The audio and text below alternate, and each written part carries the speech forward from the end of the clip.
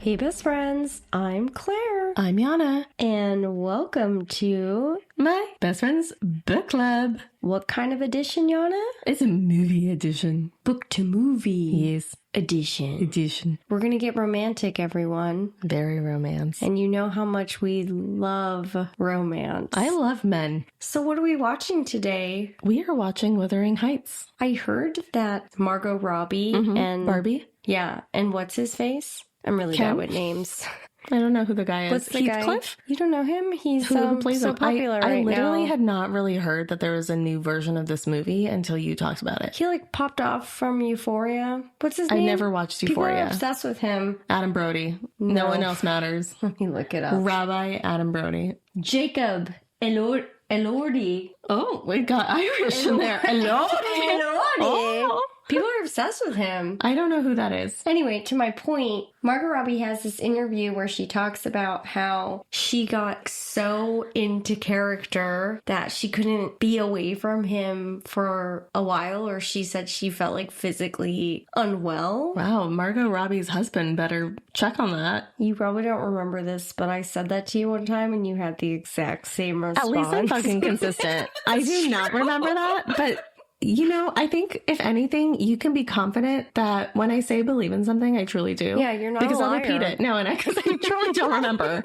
I am consistent, but nobody should ever use me as a witness to anything. Well, maybe if you recall the same thing over and over again, you're not lying. Yeah, I am slightly worried about my health. We'll see what happens, everyone. We'll make a GoFundMe for Yana.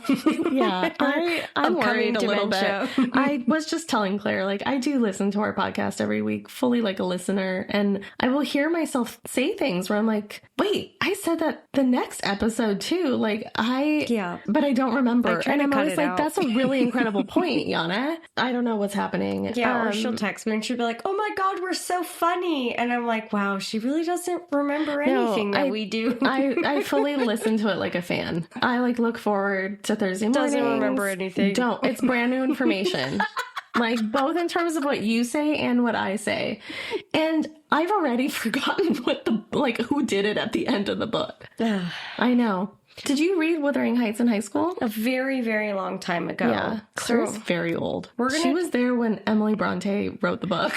Listen, I'll do a little bit of Googling to refresh my brain, but we're going to do a little book to movie. Do you remember what it's about? It's a love story. Well, yeah, but fuck that. Well, she's married. I don't remember that. I just remember it's the guy's Heathcliff, right? The main man that she's married to. Is that who she's married to or a lover? No, you're right. That's elote. I want to say elote. The corn. Like the corn?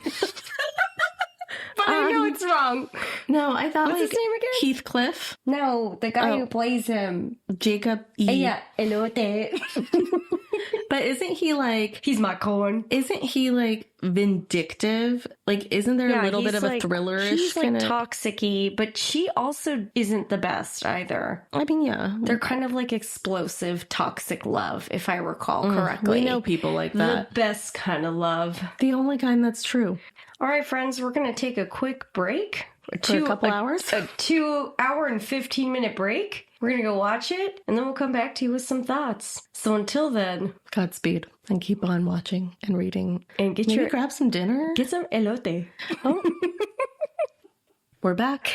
Yeah. We watched it. We watched it. My eyes watched it. My brain watched it. My vagina watched it. Yeah. And it watched our vaginas. Speaking of vagina moments, though, can I just say, when he, hooked his fingers in her corset and, lifted her up and pulled him towards her, I was like, listen, I have a lot of feelings about the male species, but I would be like, take me, sir. Yes. But she did not do that.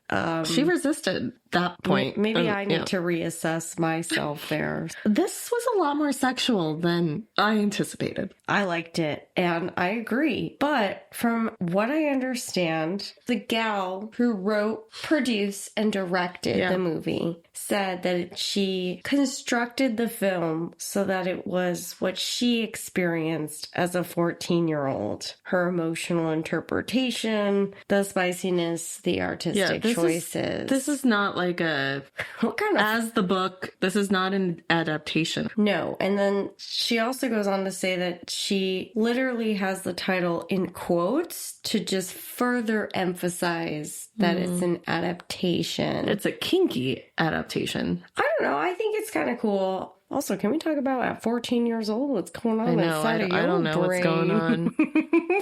I don't even think I can remember what I was thinking about at 14 years old. No. I have a quote from her. Okay. Oh my God, you're so annoying. I can't say I'm making Wuthering Heights. It's not possible. What I can say is I'm making a version of it. There's a version that I remembered reading that isn't quite real. And there's a version where I wanted stuff to happen that never happened. And so this film is Wuthering Heights, and it isn't. I'm okay with it. Yeah. It's like she used the premise. And I liked that it had that sort of like old... It's very artsy. I'm a director of creativity. I'm a creative. Oh my God. I really liked the way it was filmed. You heard me through the whole thing. I was like, why is there so much red? I have to look it up. I like the colors, symbolism, and their dramatic love story. But there were also things that I was like, I don't know about that right there. I don't know a lot about it. All right, give us your overall feelings. And I saw you taking notes there. I did take notes. I think I liked it more as the movie reached the end. The climax, one might say. Mostly because I feel like it took a while for me to start like appreciating the artistic you know, the creativity. Sorry, you guys. I'm a not creative. Not a designer. She's not a designer. But the leeches scene, like I liked how artsy around her. Like I like that. Pretty. The costumes were beautiful, but they're like fuck middle of nowhere, fucking just sitting on rocks and shit. The first impression it gave me is like, it's a classic woman being like, I can fix him. Did she want to fix him? She just found this little broken boy and she's like, I'm going to teach him how to read and I'm going to name him Heath. She's like, he's my pet. Yeah, he's my pet. And I'll just like dress him up and do whatever the fuck I want with him. And then like everyone in the movie is manipulating each other. It's just manipulation city. Maybe it's just a reflection of society. Perhaps. And I honestly felt like they didn't really have time to remember their lines, so they just filled it with like Enya sounding music by Charlie XCX. Okay. And they're like, hey, let's put less dialogue in here. Let's just have them sit on rocks in open fields and listen to this music playing forever, or them just like staring at each other. And, you know, then she's like, hey, I'm all of a sudden going to be like this major Maleficent type bitch. But, like, not with the kind heart like Maleficent actually has. That's my entire review. Okay. Would not watch again. Did you like it? I didn't love it, but I also hate love. The end. Okay, great. Do you remember enjoying the book? I can barely remember yesterday, Claire. I know. So I know I read the book, but I don't remember the details of it. And I just don't feel like this was a fair, jogging the memory of it. I did refresh my memory before this, so I have some things we can compare. Yeah, please. But I will say, I like the way it was filmed. I thought it was really beautiful. Oh. Like, the film... I feel like you went into this thinking it was going to be, like, the dumbest shit ever. I did, I'm not going to lie. And then I feel like we kind of switched positions. Yeah. I think when it comes down to these romance stories, it always just comes back to communication. You know, she was going to marry Linton because he's rich. That's like the woman's role in that time, to like get married to a rich man. Well, especially because her family was like running out of money and they're like cold and shit. She's like going to be a spinster, which is like the worst thing that could ever happen to you. She's probably only like 17. Exactly. And she can't possibly be with Heathcliff. I kept calling him Heathrow. Sorry. Like the airport. So she did what she was trained to do. I'm not saying it's right. I'm just saying it was of the time. And then the night after, she was like, I'm going to do it. She woke up that morning and was like, I'm not going to do it. I'm going to go find him. But guess what? Bitch is gone. He was gone. Gone. And then he didn't just leave for like a little bit. He left for like 5 years. Yeah, he didn't like walk it off. So like, what was she supposed to do? Yeah, marry Linton for sure. Also, can we talk about the fact that he's like being raised like her brother? Right. She's like, I'm going to name you after my dead brother. Yeah. who plays a big role in the book. Interesting. Does she bone her brother in the book too? Yeah. No. But he wasn't actually her brother. I mean, yeah, their kids would be fine, but fine. The concept is yucky. It's like you start watching and you're like, I don't know, but that's okay. Then Heathcliff comes back and he's all like spicy and mad still. And it's like, hey, maybe you two just like talk to each other and say like, I actually changed my mind the next day, but you were gone and then you left for 5 years, you know? Then she breaks up with him that one time. And then like that night he goes and marries Isabella and like abuses her forever. I don't know. I just feel like everyone's really quick to pull the trigger, you know? Can we like take a second? Yeah, Actually, he's really quick to pull the trigger. He was the one who fled really fast. Because he heard her say something he didn't like. After she said that, what was it that he would degrade her if she married him? Yeah. And then she broke up with him and then he went for Isabella. So who's the real villain here? Just kidding. She's actually pretty not awesome as well. Not like her. It was a joke. It was a very different vibe than Barbie. Yeah. And no one in this movie can just fucking get over it and move on. You Everyone's know, the like real obsessed. victim here is Lyndon and his sister. Oh my gosh, yes. Well, especially Linton. Did I say it wrong? Did I say Limpton? Like the tea? Yeah, but I thought you said Limpton. Yeah, but his name is Linton. Yeah, but okay, so Linton... Oh, Limpton is the tea. No, Limpton is the tea. Oh my God, we're back here. Sorry. We're not talking about tea right now. There's no M in Lipton tea. Sponsor us.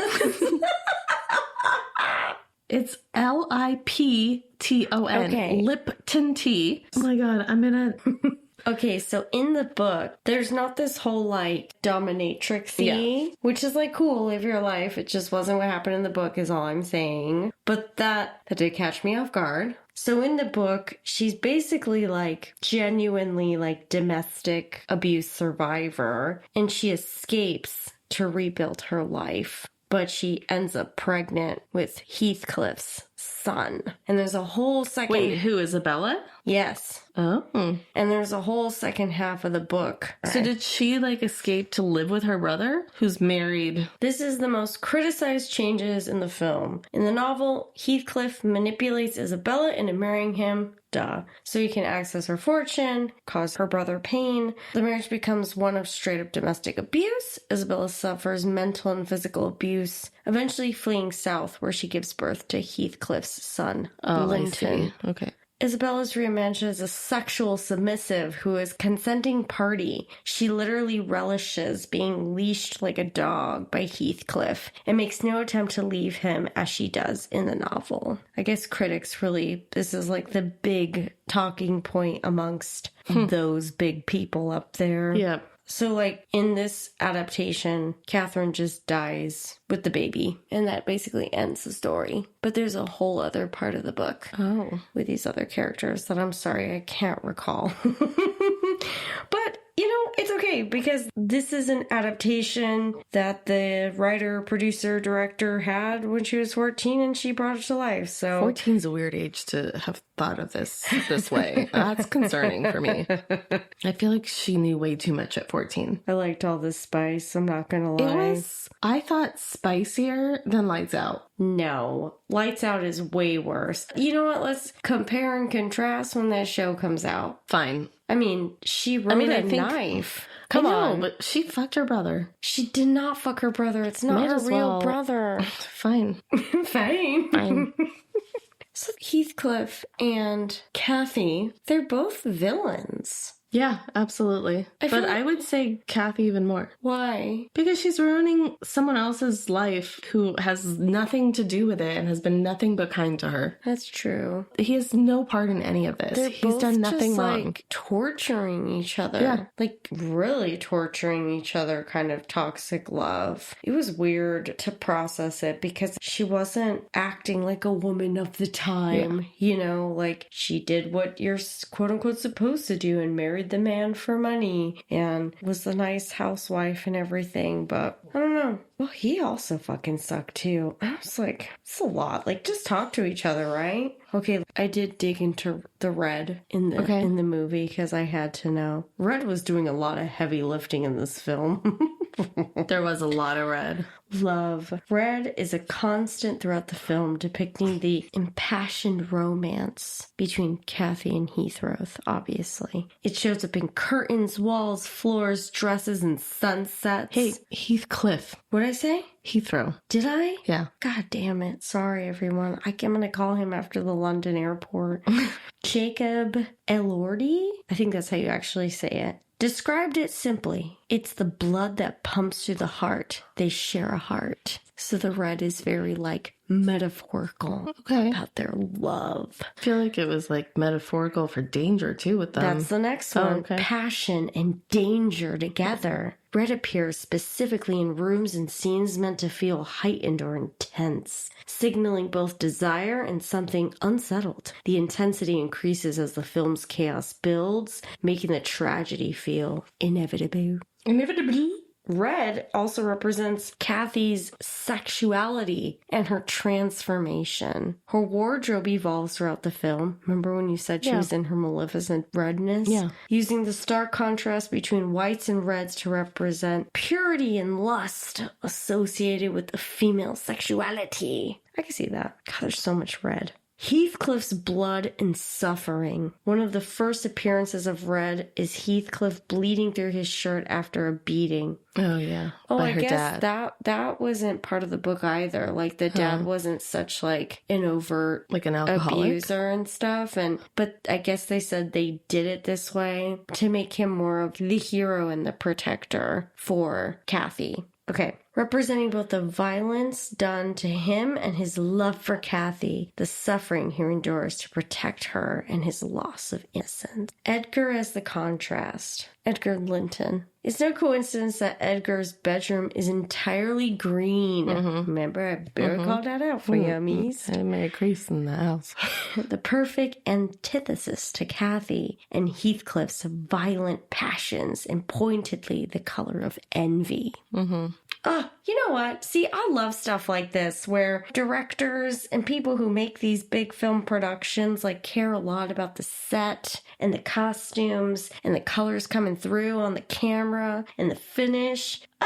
Love it. Love it. Tells a story of its own. It sure does. Listen, I liked it. I wouldn't be like, oh, we have to go watch Wuthering Heights. I have to go watch it again. But I don't know. I liked it. It was fun, and it was dark, and it was It was naughty. a lot darker than I thought it was going to be. It was dirty. Yeah, it was very dirty. Very incredibly dirty. Very dirty. I did like that stuff. I just, not as much as you, but that makes sense. I love stuff like this. Yeah. I can't help it. I know. Did you guys know she's a designer? Yana, what was your favorite scene in the movie? And could you be a woman of this time? Or would you be hanged? No, I would be hanged. Absolutely would be hanged.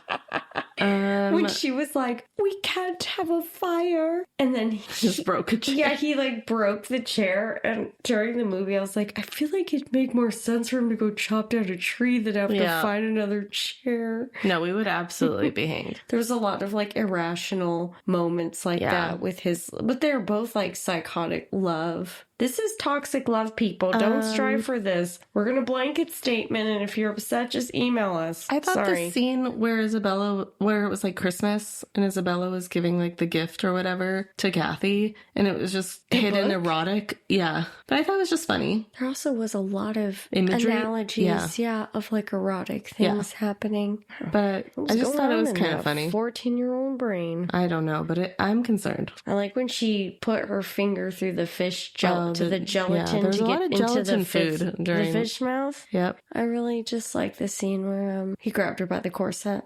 I know. That was hot. I was like, whoa. That makes me remember when we watched Marvel. Oh, you watched Marvel with me? Yeah, remember we watched it in theaters and there's that America? scene where he pulled the helicopter? Oh, yeah. I knew and I just lost it in the movie theater. Everybody lost it. I know, Come on. but when he's just he pulled an elevator with his bicep. Helicopter. What did I say? Elevator. You guys were training Ollipops. Sorry, I'm tired. I know. Elevators, helicopters, airplanes, trains. But who cares? Ferry. I will not have it on a bus. I will not have it on a bus. I do not like it here or there. That's an elevator? Yeah. That's so out of nowhere. But yeah, no, I was thinking about that when he did the corset scene. If you were a woman of this time and you were in love with your brother, he's not really your brother. Doesn't matter. They were like 8 when they met. The kid you adopted into your life. And you're in the same situation where you like adopt this young man. And like, obviously you're going to love him because who wouldn't, right? Sure, I'm not a monster. And let's pretend that you don't feel brotherly love for him. You feel like romantic love. Okay, so I'm Kathy. You're Kathy. Okay. But then you're propositioned by a rich man. What would you do? If I'm living in a house where I'm struggling to stay warm, you're in that situation, I would marry this nice rich gentleman. Even though that man broke that chair to keep you warm? Yeah, but that man was also real weird in the beginning. I mean, he was always weird, but... How was he weird? I don't know. He was fine. He was nice. I don't know. He was giving me weird vibes. All of it. Before he ran away. Just I didn't like any of it. Oh, I thought that was the only time I really liked him. Oh. He was like sweeter and honest and just like hardworking man. I guess I didn't really believe in their love in the beginning. It was dramatic, but I was like, okay. I believe there was lust. I feel like it was more lustful after he got back and he was rich and he was like, fuck you, I could be rich too. And then he was just kind of a jerk after that. But before he was really sweet. He like shaded her eyes from the rain and I gave guess her I the just jacket. really don't like love. Broke his chair so she could have a fire. He broke the father's chair. I thought he was like, a lot go chop nicer down a tree. And in earnest. And then after he left, he came back with a lot of vengeance in his soul. I was like, meh, be a man and tell her you like her. That's what I said at the beginning. Just communicate. Yeah, I don't like it. Okay. I don't trust it. I think everyone's just a horn dog in this movie, and nobody can get fucking over it. Except for Linton. Yes, Linton's kind gentleman. What'd you think of the housekeeper woman? I mean, I could see that there was like jealousy, probably. I mean, how could there not be? You know, you're like working for this house, but Kathy's the one living it. I guess I felt like it was more like motherly, where she... I agree. But then it seemed like she was trying to have her best interest in mind by like trying to get her to not want to be with Heathcliff. Totally. And, you know, but again, it was very of the times. Yeah. So also really just very dumb on Kathy's part to be like, you're fired, even though she knew she was, the housekeeper knew she was having an affair. Yeah. Also, remember in the beginning when... We called that before it happened. Whoever the other housekeeper was, that was like, she needs a real friend and not one she pays. I feel like when she just fired her kind of out of nowhere too, then it really also dug in the fact that there's no real relationship here. You're just an employee. Exactly. Yeah, I probably would be vengeful too and go tell the husband. Lots of dynamic characters, story, love. Listener, did you read Wuthering Heights? Did you watch it? What did you think? Tell us your feelings, your deep-rooted feelings at mybfbookclub@gmail.com. Y'all know, what's your food rating of the movie? I kept thinking about that man on Instagram that like just violates food sexually. Oh, yeah. I don't like him. I mean, I don't like it either. Was some like donut man or something? Oh, no, he's very attractive. We're talking about the attractive chef who makes very elaborate dishes, but like slaps the food and sticks his fingers in it and stuff. Yeah, and like licks it and slurps it. Yeah, and he's like very beautiful, but you're just like, I don't know. This isn't for me, but it's clearly for someone. That's what I was thinking about. Okay. So whatever that food is. Whatever he's making right now. And what about you, Claire? It's like when you go to a new Thai restaurant and they're like, how many chili peppers, hotness do you want? And you're like, bitch, I can do spice, so just give me 5. And then they give you your 5 chili pepper. And you die. Curry. Yeah. But it's so good though. Like you eat it. It's still so good until you shit it out later. But it's like, it's delicious and it's spicy and it's gooshy. Okay. You like that? I like that. Gooshy. I will say though, when I have messed up like that on the pepper Thai food scale, there is a point where it's so spicy you can't taste the food anymore. Yeah, your mouth is just numb. Yeah, it's just like, it's not enjoyable. Maybe that's you need how like a little less. Maybe that's how Kathy and Heathcliff felt towards the end there. God, when she was masturbating when he licked her finger, I can't. That scene was sexy. I didn't realize she was masturbating. I was like, I think she's masturbating. I was like, no, I think she's on a horse and she's gripping the like. Remember, I was like, she's gripping the reins. Yeah, she's just twisting it, and then she was twisting her insides. I was like, oh wait, she's not on a horse. No, just under her skirt. Yeah. Just a lot. I'm a very educated person, and okay? I'm as horny apparently as Kathy. I can pick up on color theory, but not when women are masturbating on screen. We all have our own talents here. Regardless, that was also a very sexy scene, and that was the moment right before he put his fingers in the corset and, Yeah. That was my favorite part. I hope that was not planned and he just did that on his own. Yeah. Listen, you guys, we love to read. We also love to watch things. If you have other book to movie or TV show recommendations that you would love us to review for you, tell us. And don't worry, we're about to serve you up another one. We're doing a collaboration with 2 other fun gals. And then after that, we're going to get into our next book. So grab your copy now if you want to read along with us. And as always, you don't have to read because we'll summarize the book for you each week. We do the work here for you. But Yana, what book is that? We are reading The Book Club for Troublesome Women by Marie Bostwick. I'm actually really looking forward to this book. And as always, friends, we are growing our pod and you're helping us. Please continue to do so. Honestly, if you're not trying to help us, fuck off because it's growing anyway. And, after you're done listening to this episode, which I'm sure you're going to love so much, follow us on your favorite podcast streaming platform. And most importantly, tap that 5-star like. You're a finger in jello going into a fish's mouth. And you're going to hook your fingers into someone's corset and yank them up for a big old but like in a sexy way. Yeah. No, sorry. I thought that was very sexy, actually. You liked that? That was the sexiest part of tonight. Thank you. You're welcome. So if nothing else, friends, we'll see you next week. And remember, keep on reading and watching movies. Watching movies.